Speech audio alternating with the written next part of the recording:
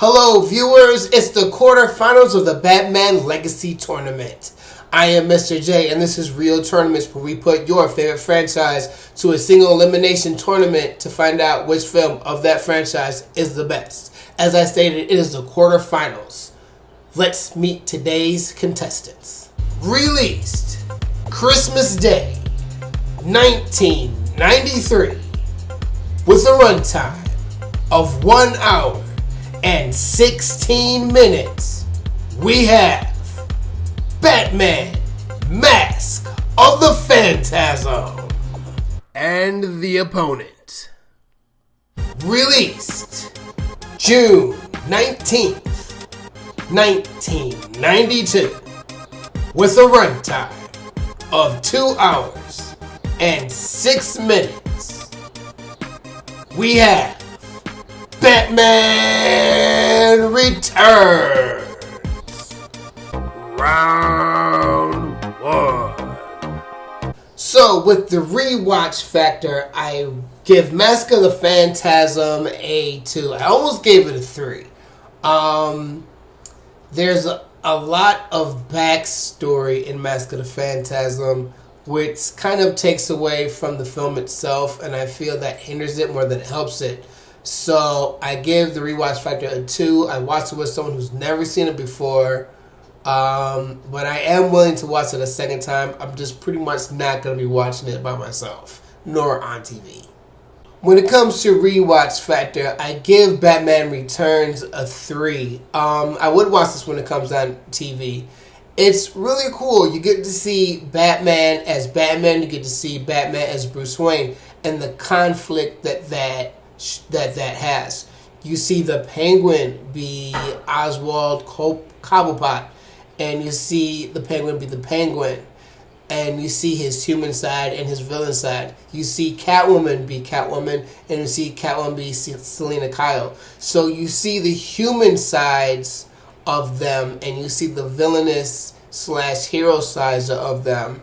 So I like that evolution in this movie, and that's why I feel gives it a 3 for the rewatch factor. And the winner of round 1, the rewatch factor, goes to Batman Returns. Round 2.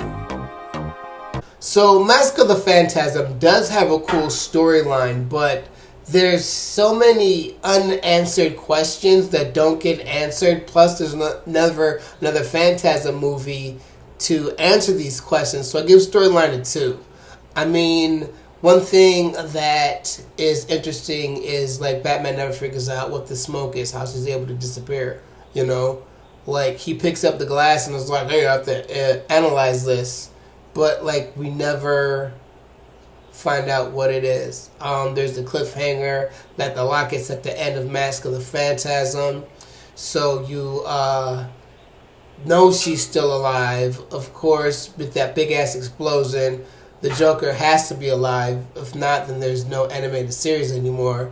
So it's cool, but the unanswered questions, and I felt that the love story between Phantasm and which she was never called the Phantasm in the entire movie, and Batman, you know, we've seen love stories before. You didn't have to have 75% of this film be that love story. It was kind of irritating.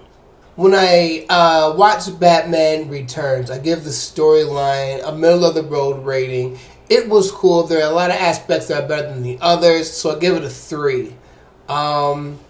The whole power plant that actually sucks energy instead of produces it, that was weird, and I'm glad that part of the storyline didn't go anywhere.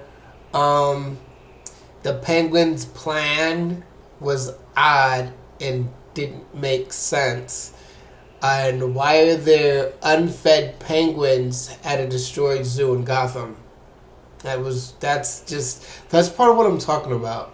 But then you have the coolness, you know, the whole Catwoman arc, that was very cool. You know, the whole human hero arc, that was really cool. So, as I say in the song, 2 out of 3 ain't bad. So I'm just going to go middle of the road and score it with a 3. And the winner of round 2, the storyline, goes to Batman Returns. Round 3. So as far as characters go for Mask of the Phantasm, this is from the cartoon. So I feel that there's a lot that has to piggyback and a lot that goes into the future. So bottom line, I'm going to give characters a 3, middle of the road. So the first time I watched Batman Returns, I actually gave characters a 3. But when rewatching it, I gave characters a 4. I appreciated how much more in depth they went with them. And I know that's what I'm selling on this movie is the best part of it, is the character development, is the quality of the characters. You know, it's still another beat 'em up superhero type movie, but damn, those characters really sold this movie. And once again, I always say give credit where credit's due, and I feel that's what this movie does. You have to applaud those characters and that acting and how well everyone worked with each other. It's terrific. And the winner of round 3, the characters, goes to Batman Returns. Round 4. So, appearance. This is an animated movie, and it looks like a good animated movie. And we give credit for that. So, appearance is a 4. Only because you've seen Batman the Animated Series. You know this came out in the 90s. It doesn't look like it was made yesterday, but it has some good ass animation. So I really like that. So I give appearance a 4. It's damn near flawless, animated feature. Especially a feature length film, not straight to DVD. For Batman Returns, it says it's not a direct sequel, but the sequel to Batman, it looks the exact same. You can tell it takes place in the same time frame. So once again, I give appearance a 3. There's nothing that stands out except the fact it was cool how they trained all those penguins and didn't harm them. I think that part is cool. But otherwise, there's nothing really that stands out. The penguin looked really gross. So maybe not having them in that weird fat suit, all fat with skinny little legs. I don't know. But that's nothing was outstanding for appearance.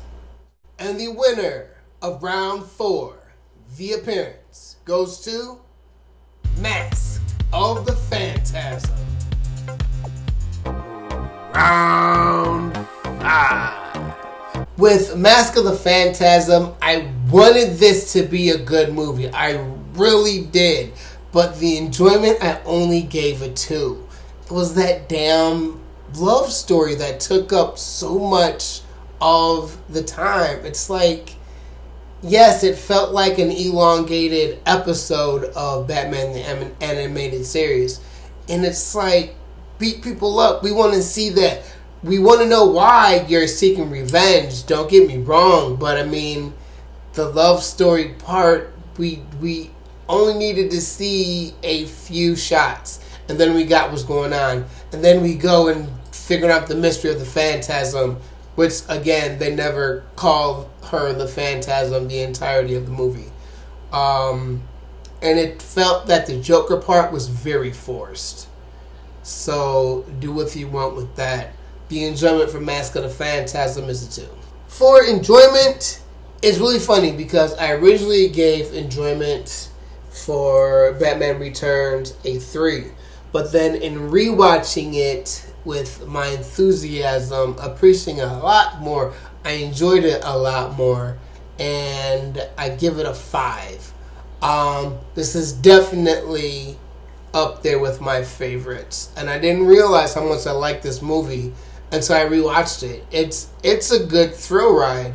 The last end of the movie, when the Penguin goes for his backup plan, that's kind of weird. But other than that, the Selena Kyle, Batman, Catwoman, Bruce Wayne triangle, square, whatever you want to call it, is what sells the movie. I feel the Penguin, even though they try to make him the main villain, is the least important of the two. And the winner of round 5, The Enjoyment, goes to Batman Returns. It's time for the final results.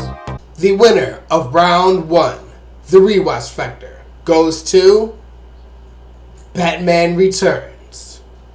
The winner of round 2, The Storyline, goes to Batman Returns.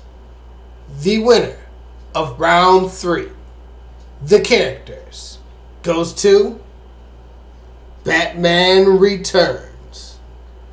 The winner of round 4, The Appearance, goes to Mask of the Phantasm.